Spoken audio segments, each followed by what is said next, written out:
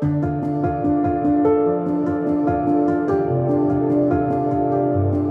the last couple of days, we've visited the metropolitan areas of central New South Wales, as well as 2 rural properties in totally different environments. We've heard about how women are concerned for their men and why. And we've also heard from a couple who have experienced some of the hardest times in their 70-something years. They've been open and candid about the challenges, the struggles, and even from family and friends.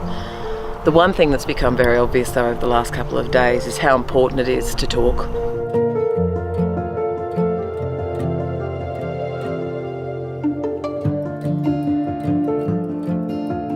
Well, it's emotionally destructive for a start, certainly financially destructive at the very base level.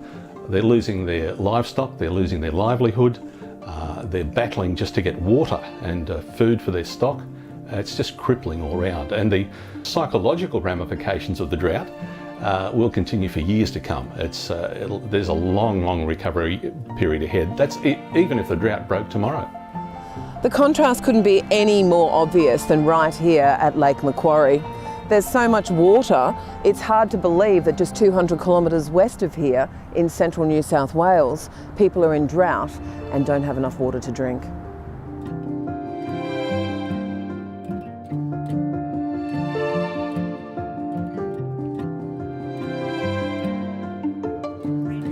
I think you said something, that you have, and women always usually have a network, whether it's, family or friends that they turn to and can speak with. Yeah. But for men, they don't seem to. No, thank you.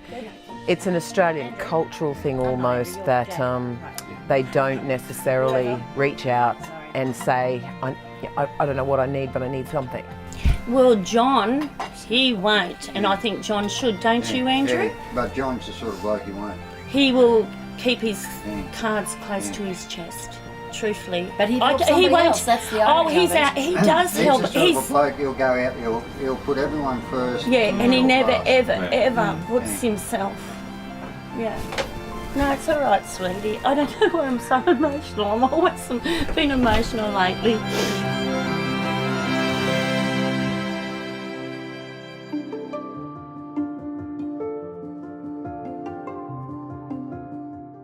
In talking with other counselling organisations and mental health providers around Australia, there needed to be a solution for people in rural communities to talk to people without it actually costing them money, firstly, because in tough economic times, going to see the doctor is what most people won't do, even though it's bulk billed.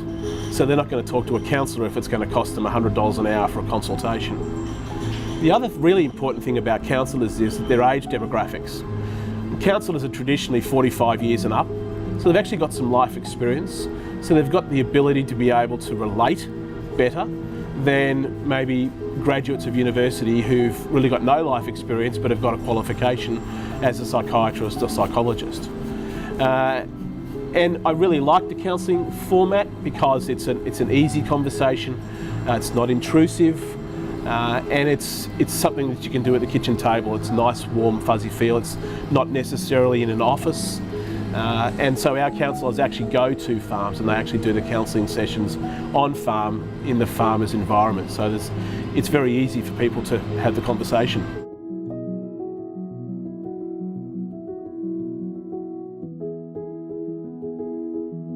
But I'm finding that men are becoming more open. I have It's good. Men I'm seeing.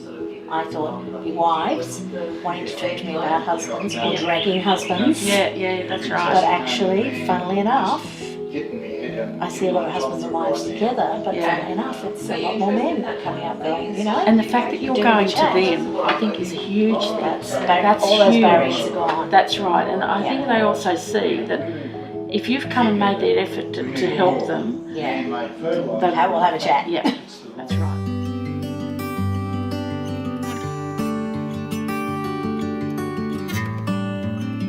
How easy is it for farmers to access a service once they reach out for help? Incredibly easy. So there's no referral process per se. They don't need a mental health care plan from their GP. They don't even need to see their GP, although if we think that might help, we would encourage it.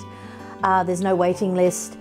We travel to them. The only thing that we insist on is that the person who is looking for the support knows that we're going to contact them. So, for example, we do get sort of neighbours and friends who say, we think so-and-so would benefit. They have to know that we're going to contact them. We won't contact someone without their permission. Yeah. When I was 7.5, my dad had a nervous breakdown at Cedar Creek. Yeah. So what our family went through, my oldest brother left home, there was Mervyn, my next oldest brother, and myself, and my mum with the baby. Yeah. And we never missed one delivery to Cessnock Hospital with the milk and the milk runs. And I can't even think of the place where Dad went to get treatment. They give him shock treatment with 240 volt in those days. Yes. Morrissey.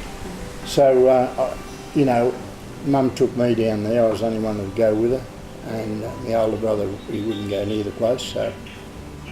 And then I lost a mate in Tamworth with